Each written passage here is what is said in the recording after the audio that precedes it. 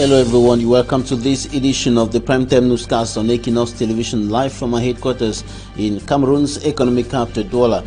I am Bable Jonathan. In our top stories in this edition of the news, President Paul Biya of the Republic of Cameroon gets a 7th term in office. The 85-year-old oldest leader in sub-Saharan Africa got 71.3% of the vote, and the opposition leadership in the Republic of Cameroon changes hand. The Social Democratic Front drops to the 4th position with presidential candidate O.C. Joshua, while Professor Maurice Kamto and his CRM political party rise to the 1st position as far as the opposition is concerned in the Republic of Cameroon. In this newscast, we shall take you through the political and administrative journey of the man who is going to lead the nation for the next 7 years.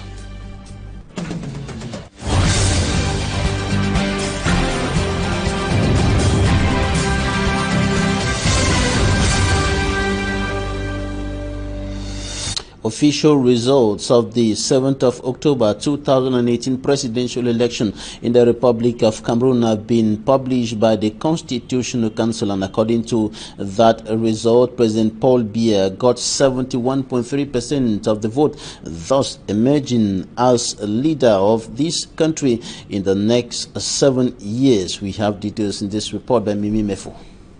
Est ainsi proclamé élu président de la République comme ayant obtenu la majorité des suffrages exprimés, le candidat Biya Paul.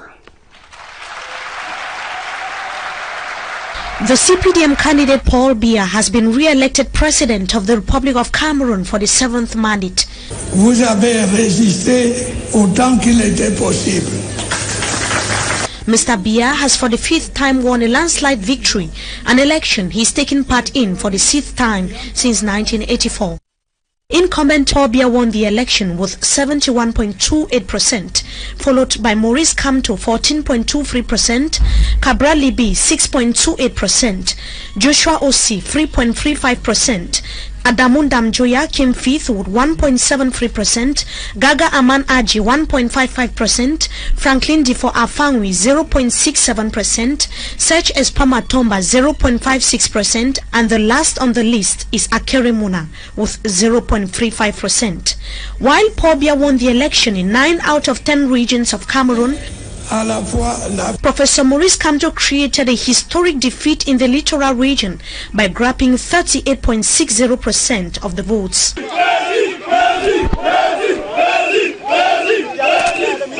One of the biggest surprises of the 2018 presidential election in Cameroon is the leading opposition title, which now goes to Maurice Kamto after the Social Democratic Front lost even in its own northwest stronghold.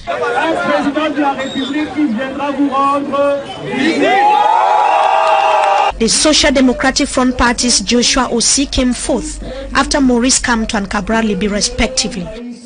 The participation percentage of the 2018 presidential election is 53.85% after 3.5 million out of 6.6 million registered voters took part in the 7th of October presidential election. Almost all the candidates were absent at the Yaoundé Conference Center where the results were being proclaimed, except for Franklin Difo Afangwi of the CNCM party. Est ainsi proclamé élu président de la République comme ayant obtenu la majorité des suffrages exprimés, le candidat Biya Paul.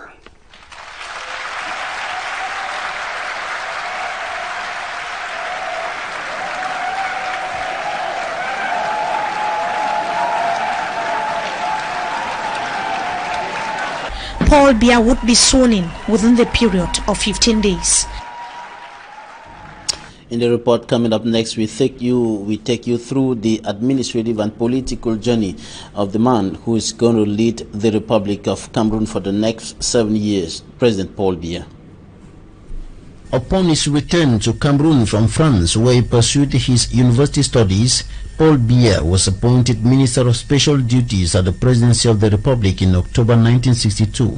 He held this post for less than 2 years and became the Chief of Cabinet at the Ministry of National Education in January 1964. He was promoted to Secretary General at the same ministry in July 1965. He later became Secretary General at the Presidency of the Republic and Director of the Civil Cabinet in January 1968. After 5 years at the helm of the General Secretariat and Civil Cabinet of the Presidency of the Republic, Paul Biya was appointed Prime Minister June 30, 1975. He became the constitutional successor of the head of state in July 1979 by virtue of the 29 June 1979 constitutional amendment to his first 7-year mandate. October 11, 2004, Paul Biya was re-elected President of the Republic. October 7, 2018, the man of rigor and moralization, greater ambitions, greater achievements, and great opportunities, is re-elected President of the Republic of Cameroon. Concerning party politics, he became member of the Political Bureau and the Central Committee of the ruling Cameroon National Union (CNU) at the Second Ordinary Congress of the party in February 1975 in Douala, and Vice President of the Central Committee of the CNU after the Bafoussam Congress in February 1980. September 14, 1983, he was elected President of the Cameroon National Union during the Second Extraordinary Congress of the party, which held in Yaoundé. During the 4th Ordinary Congress of the Cameroon National Union, March 21 to 25, 1985 in Bamenda, the name of the party was changed to the Cameroon People's Democratic Movement (CPDM), with Paul Biya elected as president, a post he holds till date.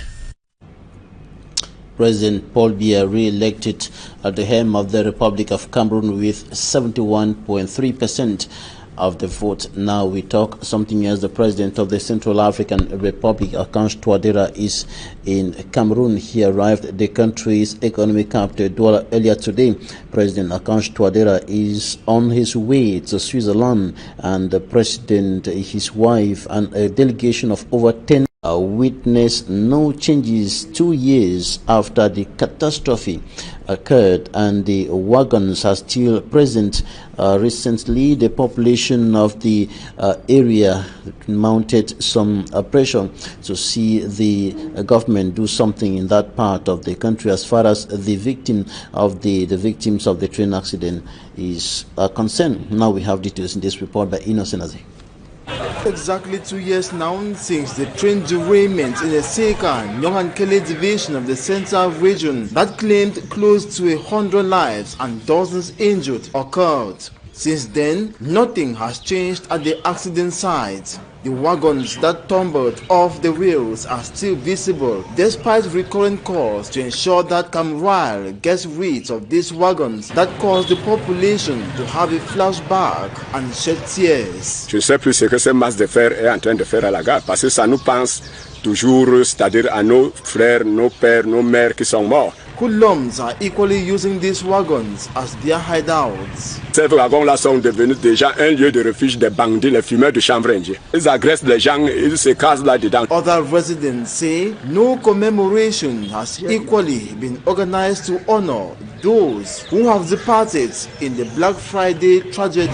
Le ministre de la Culture nous avait invités ici. Ever since the Minister of Culture visited the site, no official event has taken place again, apart from laying of the foundation stone by government to construct a monument. While many await positive changes as days pass by, the guards of the train accident site clears the bushes. He also says 2 train accidents have equally been registered on the same site. A locomotive tumbled off the rails after another wagon transporting fuel went on flames. J'ai toujours eu la chance d'être ici quand il y a tous ces mouvements. The population, however, say it is a calm atmosphere that reigns in the Seka today, with everyone going about their daily affairs.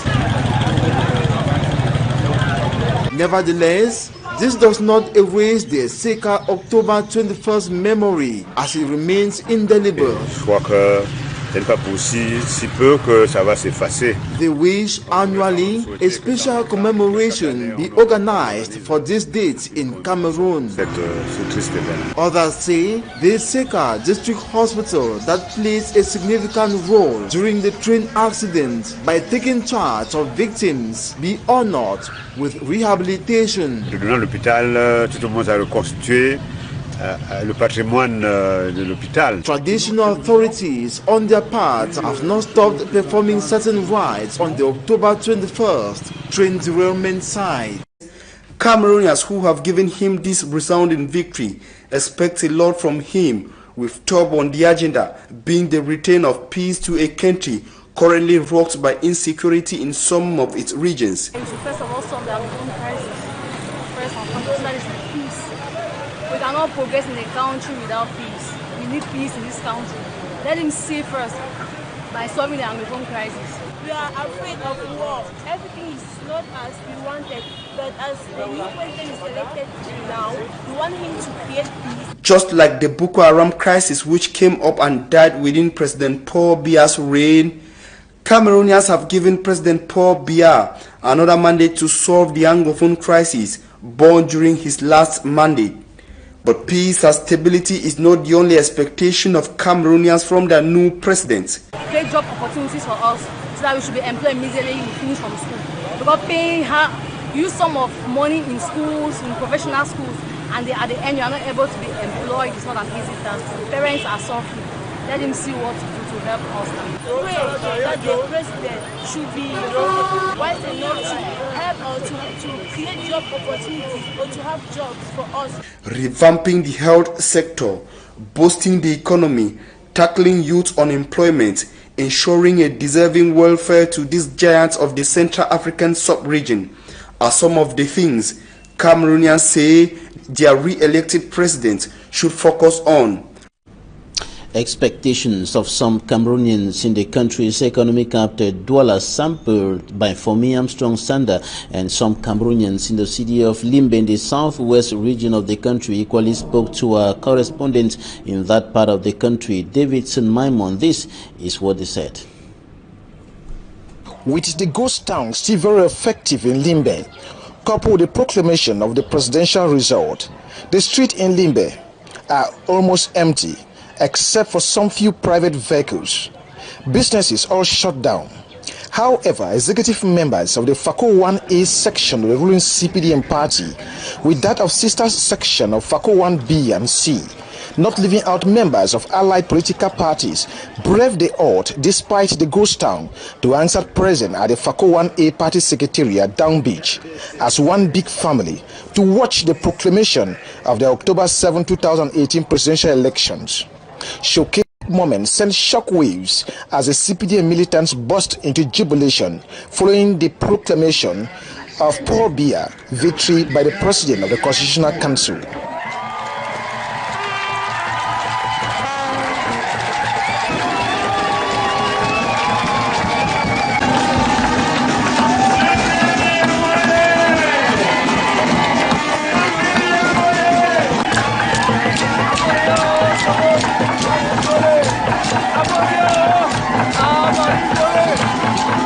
It gives me great delight to appreciate the massive work we in FACO division as a whole and in Limbe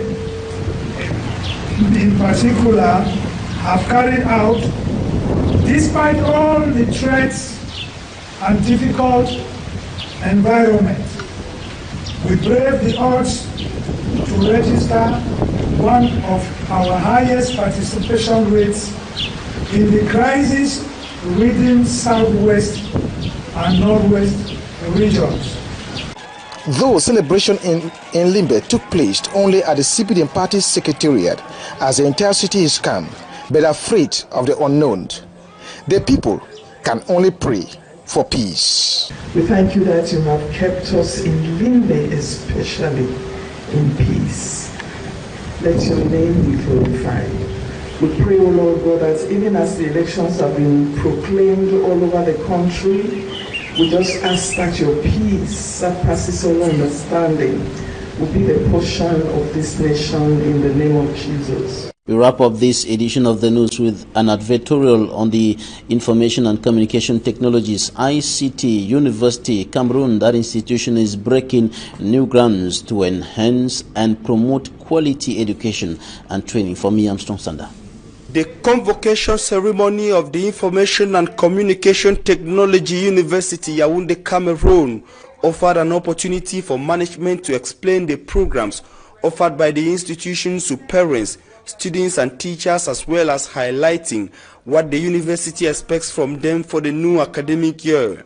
The vision and mission of the ICT University, an institution highly equipped with up-to-date ICT tools to facilitate its goal of training real-world problem solvers, was explained to parents and hundreds of students who answered present during the ceremony. We had today the parents, the students, the lecturers, and we had the time to share the history of the university and its programs and what we are up to.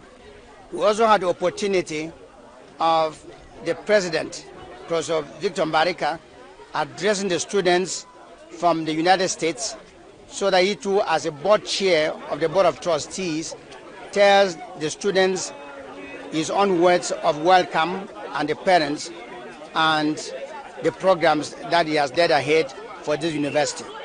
One of the great things that the university has is the e-library, which has a total of 80,000 books to be consulted by students and lecturers and parents on campus.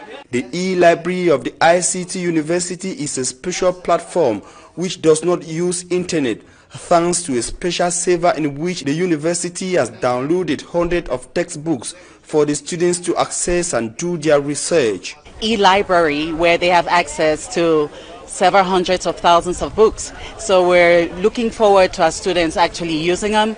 And as a practice at the university, we already have our teachers using our e-library in order to teach and in order to give students assignments and group work. So we're really excited about what's coming ahead in the school year. The ICT University Cameroon also prides itself as an institution which trains students who are problem solvers and most competitive in solving real-world problems. We have a vision, we have a mission in ICT University, and one of our mission statements is to ensure that the students who will be graduating from here are able to solve real-world problems, especially some of these common problems that is affecting the developing economies, you understand. So here we don't do partial programs, we do programs that transform lives, that change, that solve the problem that has to do with humanity. And we are privileged to host the students and the parents, and we hope that many other students will continue. Added to the School of Information and Communication Technologies, the university offers, among several programs, business management and sustainable development, accounting education, international masters in business management and sustainable development to PhD, postgraduate and undergraduate students who say the ICT University is the place to be. I like their way of researching. That is what has actually brought me here. At least they are one of the best universities in Cameroon. Their standard is not bad. It's really my pleasure to enroll here as a student. It's a nice place. From what I gathered from outside and my first day, I just think that it will be good to be with them for that program. The high standard ICT University Yaoundé, Cameroon, whose students are trained following an international standard of ICT universities in Nigeria, Kenya, Uganda and the rest of the world, stands as an ideal institution for Cameroonian parents. Quite an interesting event to say, because it gave us an opportunity as parents to understand what exactly the students are here for, what the ICT University offers, and how they can better groom these students to be of not just use to the Cameroonian society but to the world at large. It's been a very great event, I must say. Administrative staff, parents, teaching staff and students of the ICT University are therefore looking forward for an enriching academic year 2018-2019 in an environment where leaders in ICT management and engineering human capacity are made. That's it for the first part of this newscast. Coming up next, Talking Point.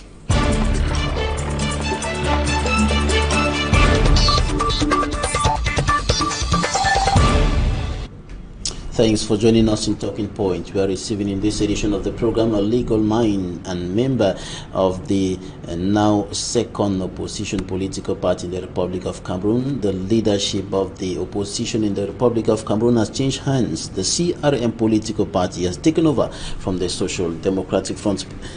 Barrister, you're welcome. Thank you. Barrister Michel NDOKI, you certainly watched the proclamation of results of the presidential election by the Constitutional Council, which indicated that the CPDM of President Paul Biya got 71.3% of the votes, and your party got 14.23% of the votes. Your first reaction? First reaction is these results do not reflect, in our view, the will of the Cameroonian people. We had a hearing before the Constitutional Council where we explained very clearly why we thought they were not in a place where they could reliably tell to the world whom the Cameroonian people have chosen as the President of the Republic. So the first reaction is to say we've not been heard, and this is a disappointment, because we do believe that it was the Constitutional Council's duty to make sure that the Cameroonians' voice is being heard. And are you saying that the results proclaimed by the Constitutional Council do not reflect the reality? Yes, that's what we believe, and we've explained and provided evidence, and the debates during the hearing, I think, very obviously showed to the world that we had a point there. We were saying that the results are coming from the various divisions, the 58 divisions of Cameroon and 36 divisions where we felt things did really not go well. The results as transmitted by the divisional commissions were not the fair reflection of the what happened in the ballot boxes. And we asked to the Constitutional Council that the request from the National Commission, the original copies of these various 36 statements of how the meetings at the divisional level went, and they were unable to do so. So we do believe for that reason the Constitutional Council was not in a position to say with a reliable evidence who the Cameroonian people had chosen as a president. We'll be coming back to the post-election petitions hearing in some few seconds. Despite the result that have been published so far, your political party... Because this is a this is to show that as a people, we are now more and more involved and committed to make our country what we want it to be, even from a political stance. We've been hearing for years that Cameroonians were not interested in politics. We can see that is not true, because they've managed to identify and show to the world which body they felt was taking into consideration their aspirations as Cameroonians. And we think this is only meaning for CRM militants that we need to work harder to be up to the people's ambition. You should have done better, you said earlier, but your voices apparently were not heard during the hearing of post-election petitions at the Constitutional Council. You shouted loud with the whole battery of senior legal minds, but at the end of the day, your petitions were simply rejected. And again, it is sad, because this raises the question, how much of respect should we have for our institutions if we don't truly believe that the people that are the President of the National Commission, which means he is in an obvious conflict of interest position. But let's put that aside. This member of the commission came at the end of the whole process, basically, showing 6 statements out of 36 that we were. Some ease. For us, the simple reason is that you had in the council people who were not really impartial. You had people who were members of CPDM, supporters of CPDM, who were, as I said, at the same time, members of the National Commission and member of the Constitutional Council, that is, first of all, producing the documents, secondly, approving the documents that have been produced. That's why and this means simply, in simple words, that they were not independent. And if they were not independent, of course, they would come up to a result that they were asked to come up with. That's why some talked of a coalition of elections, Cameroon, the CPDM, and the administration. Exactly. Barrister Michel NDOKI, member of the Cameroon Renaissance Movement CRM political party, thanks for coming. Thank you. Thanks, ladies and gentlemen, for staying with us. That's it for this edition of the news. Goodbye.